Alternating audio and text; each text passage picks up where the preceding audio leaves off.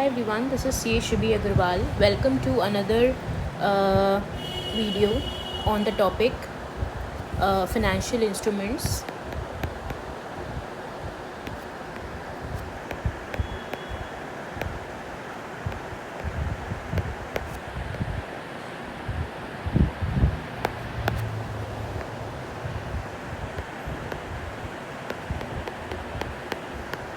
In our previous part, we have discussed regarding what we will be dealing in this chapter, and we also discussed about the scope of this essay, this AS, Ind AS, and we also discussed about what is financial assets. So if you haven't watched that video, you can go and watch that video. Now this is part 2. In this I will be starting with financial liability. What is financial liability? So according to this Ind AS, financial liability is any liability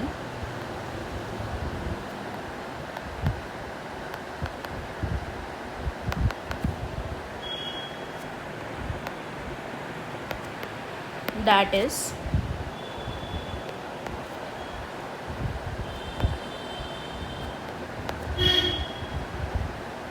a contractual obligation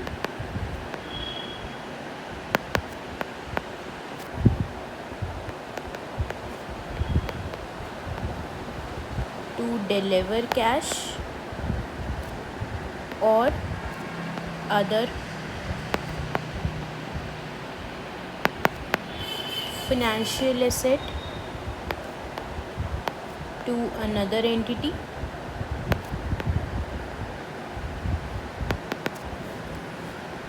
or it is to exchange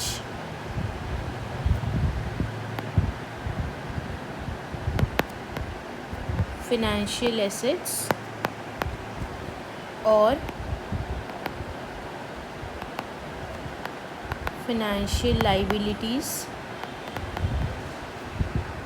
with another entity under conditions that are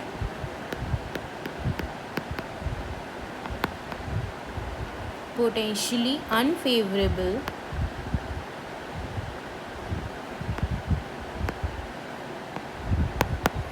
to the entity. So this is a long definition. We will be covering it step by step. तो पहला बोलता है any liability that is a contractual obligation. Contractual obligation, इसमें contract है and it's an obligation. किस चीज़ की? To deliver cash or other financial asset to another entity, या फिर to exchange financial asset or financial liability with another entity under conditions that are potentially unfavorable to the entity. अब asset में हमने देखा था definition में it was potentially favourable, और यहाँ पे है पोटेंशियली अनफेवरेबल. इसके आगे ये डेफिनेशन बोलती है अ कॉन्ट्रैक्ट, ये तो हो गया. उसके बाद a contract that will or may be settled in entities own equity instruments.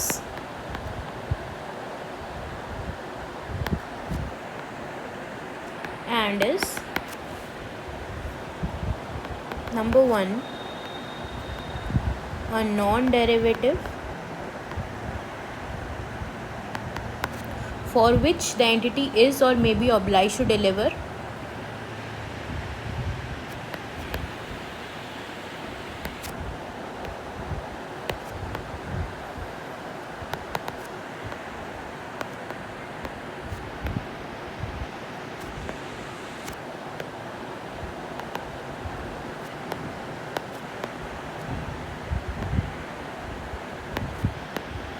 a variable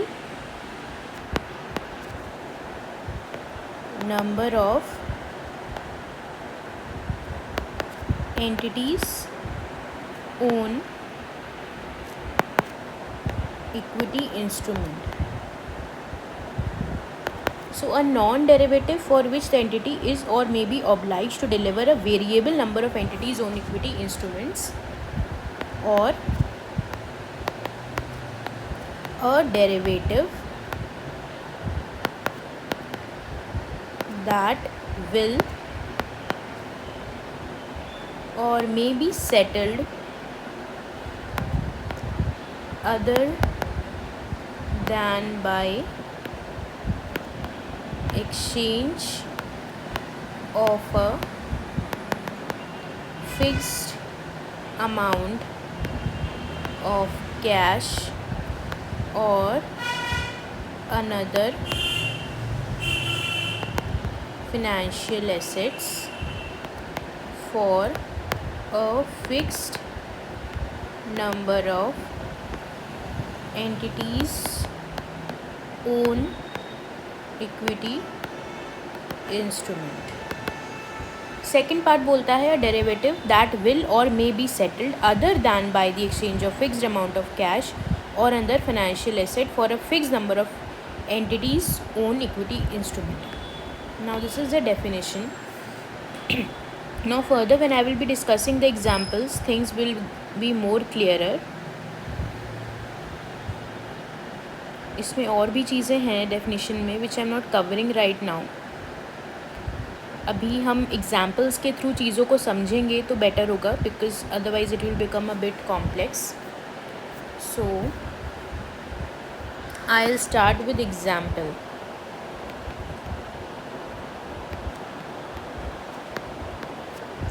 Now I will be giving some example and you have to tell whether it is a financial liability or not, as I have already discussed about financial asset. अब हम financial liability के बारे में देखेंगे. पहले पे आता है loans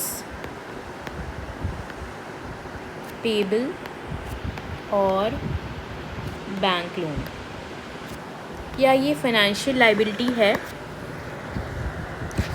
अब हमने डेफिनेशन में क्या पढ़ा था? A contractual obligation. A contractual obligation to deliver cash or other financial asset to another entity. क्या ये डेफिनेशन मीट हो रही है? इसमें ये मीट हो रही है.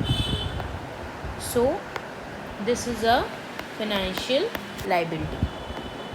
अब सेकंड देखते हैं, trade and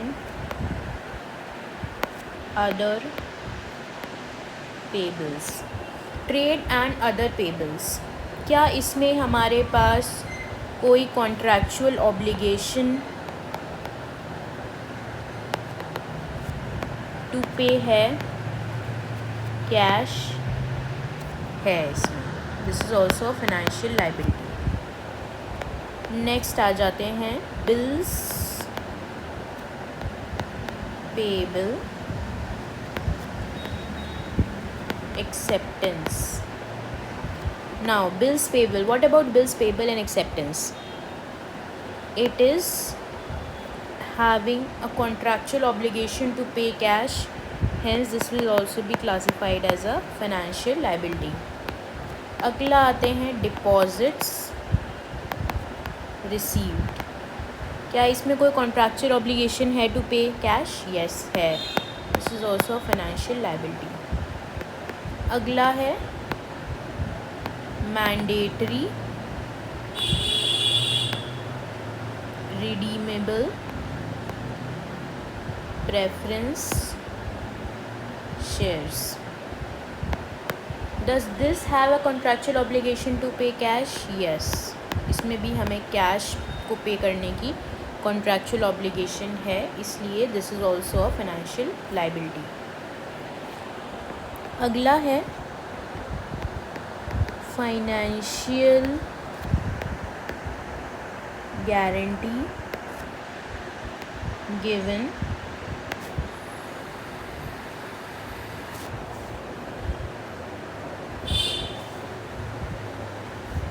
Now in this there is a contractual obligation to pay cash due to occurrence of certain events. Hence, this will also be classified as a financial liability. अब हम इसके बाद कुछ इलस्ट्रेशंस देखते हैं.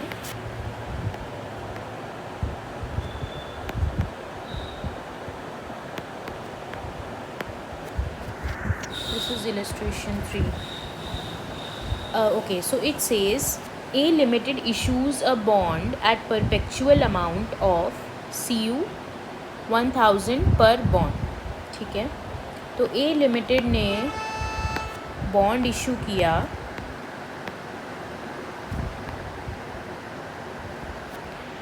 at a principal amount of CU 1000 per bond. ठीक है, the terms of the bond require annual payments in perpetuity at a stated interest rate. Terms of bond में क्या है?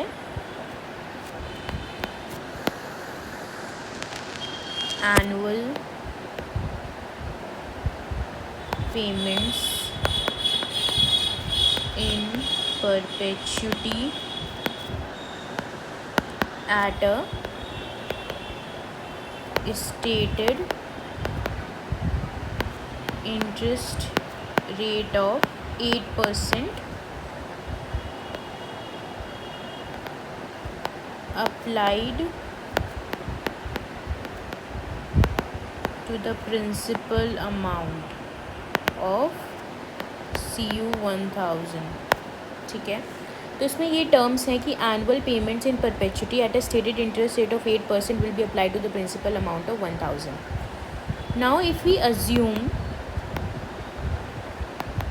The 8% to be market rate of interest,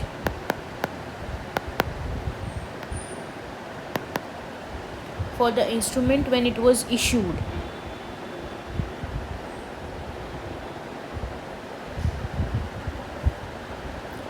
the issuer assumes a contractual obligation to make a stream of future interest payment. Now there is a contractual obligation of issuer किस चीज़ की? To pay a contractual obligation to make a stream of future interest payments having a fair value of CU 1000 on initial recognition. ठीक है, अब हमें evaluate करना है financial instrument in hands of both holder and issuer. ठीक है, question आपको समझ में आ गया. क्वेश्चन था illustration, A Limited has issued a bond which is perpetual in nature with principal amount of CU 1000 per bond. The term says that annual payment in perpetuity at a stated interest rate of 8%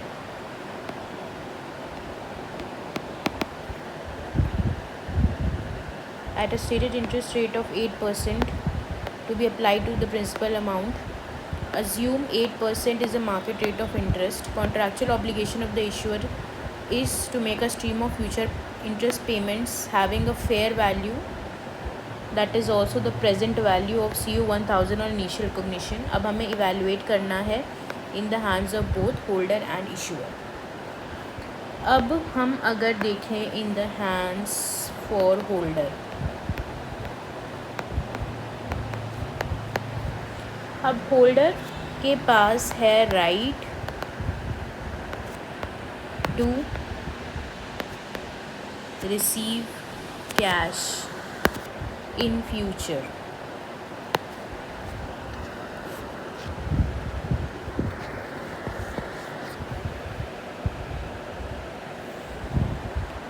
तो इस वजह से it will be classified as financial asset. और issuer के पास क्या है? There is an obligation,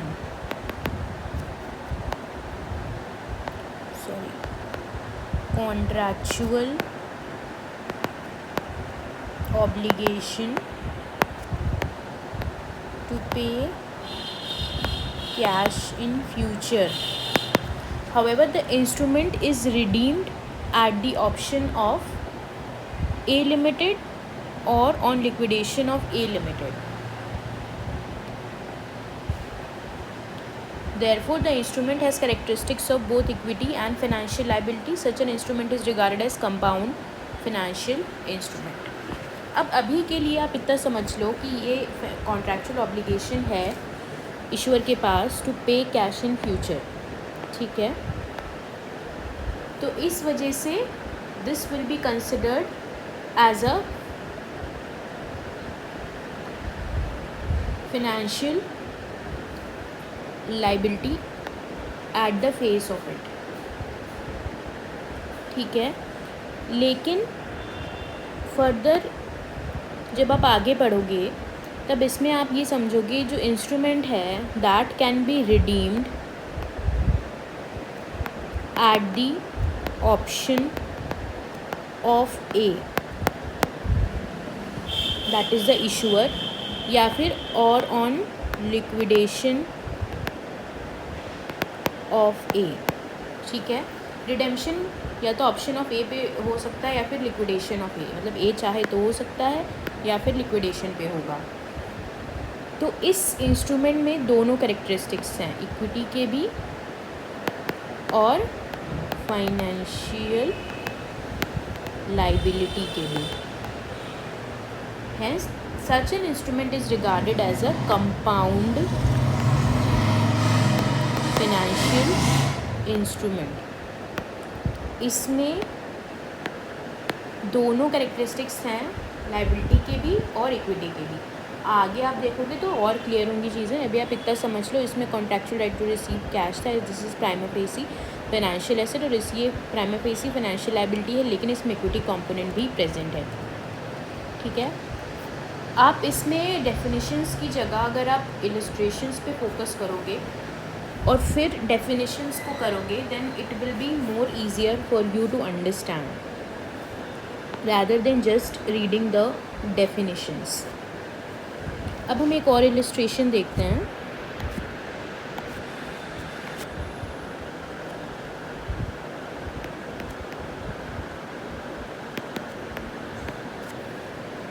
इसमें क्या है? A limited makes purchase of steel for its consumption in normal course of business. एक ए लिमिटेड एक कंपनी है, उसने क्या किया है? Makes purchase of steel for it's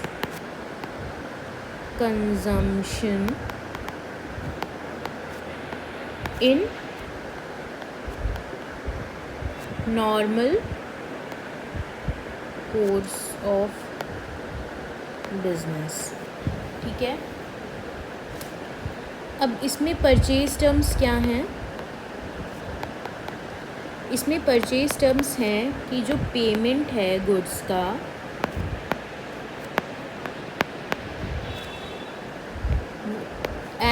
30 days credit.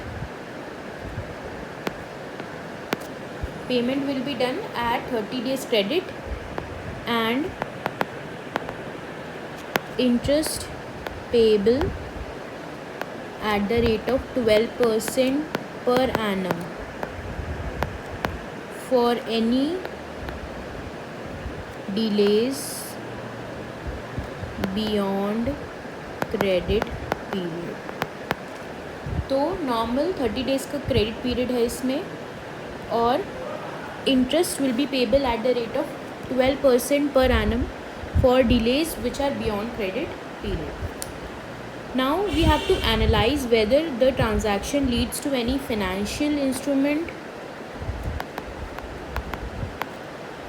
and if yes, what is the nature?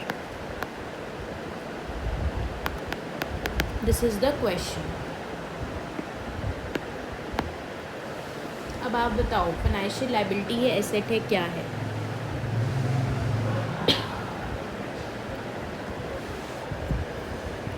अब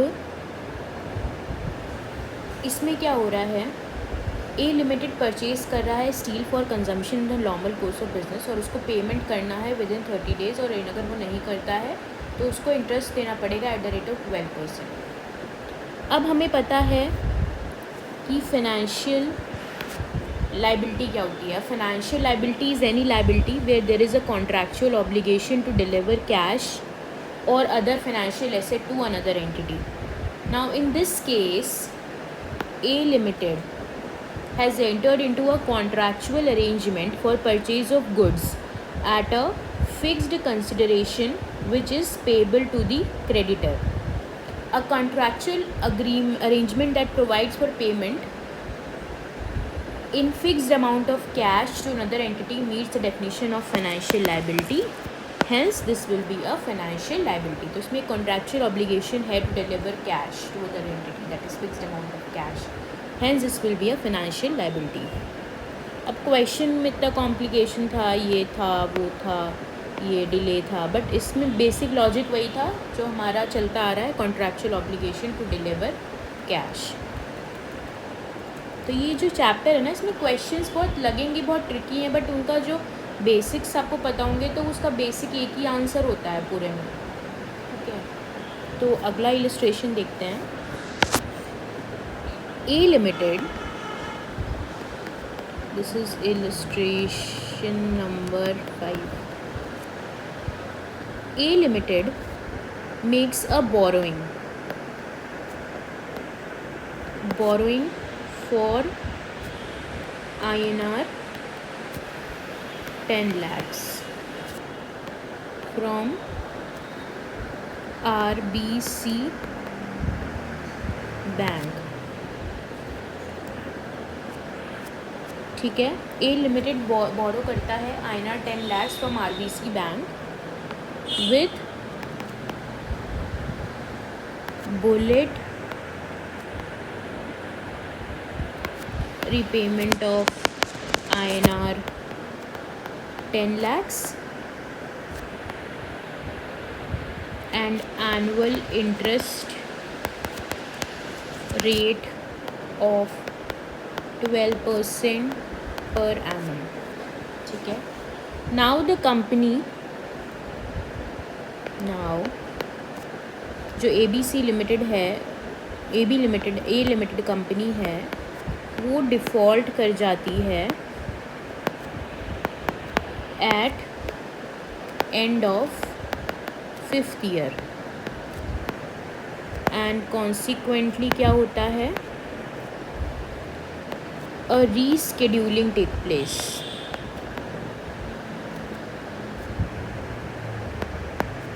sixth year onwards. After this,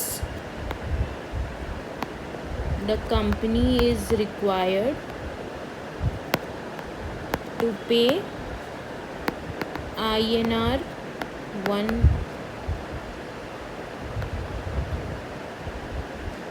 13 lakhs at end of 6th year for one time settlement in lieu of defaults. इतना ठीक है, question समझ आ गया. Now the question is, does the above instrument meet the definition of financial liability? First is this. Second question is, analyze the differential amount to be exchanged for one time settlement. Differential amount for one time settlement. ये question है. एक बार question को और go through करते हैं, because question को go through करेंगे तभी हम आंसर दे पाएंगे. तो ए लिमिटेड एक कंपनी है, उसने बोरो किया 10 लाख फ्रॉम आरबीसी बैंक. उसमें एक कंडीशन ये थी, बुलेट रीपेमेंट हो जाएगा 10 लाख का और बाकी annual interest will be 12% per annum. लेकिन कंपनी ने डिफ़ॉल्ट कर दिया at the end of 5th year and consequently rescheduling हो गया 6th year onwards. The company is required to pay INR 13 lakh at the end of the 6th year as one time settlement in lieu of the defaults.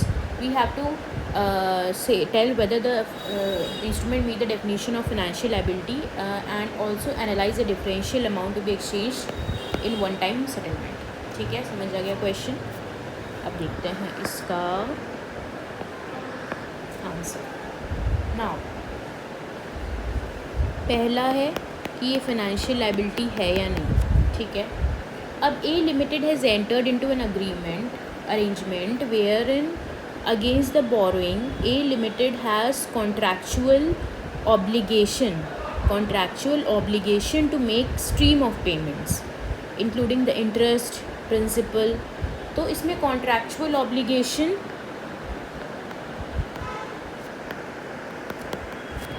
to pay है, interest भी देना पड़ेगा, principal भी देना पड़ेगा in the stream of payments. Hence this is classified as a financial liability. अब दूसरा question इसमें ये था कि डिफरेंशियल अमाउंट को एनालाइज करना है to be exchanged for one time settlement. अब इसको कैसे करेंगे?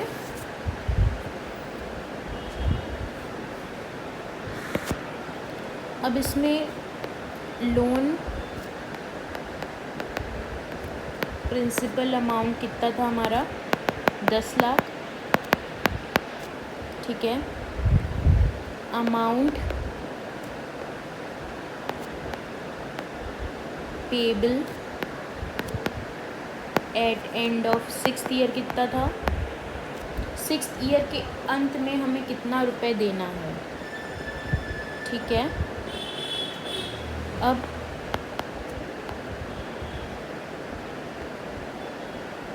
$10 lakhs into 1.2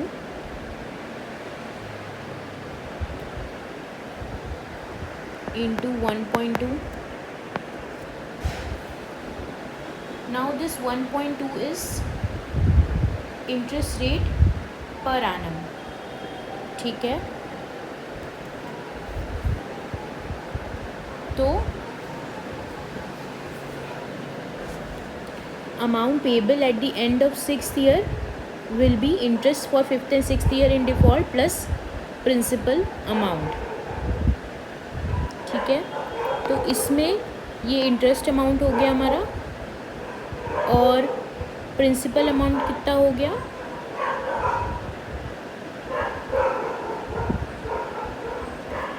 तो 10 lakh into 1.2 into 1.2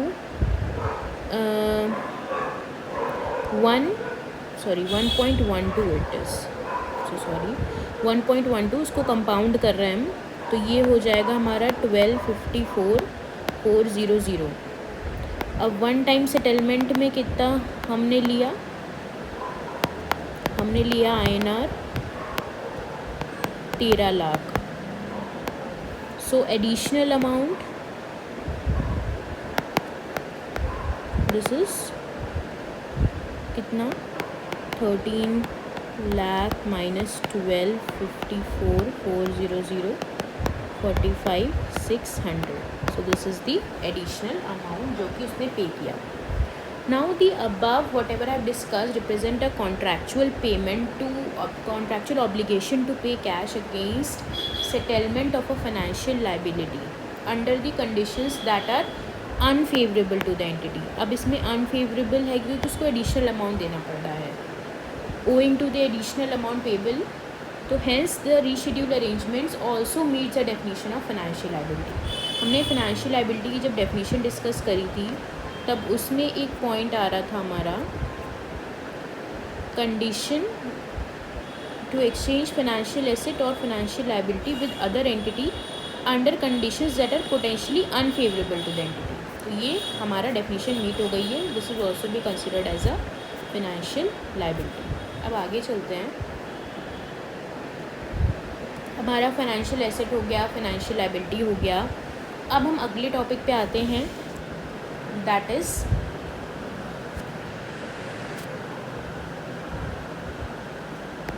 equity instrument.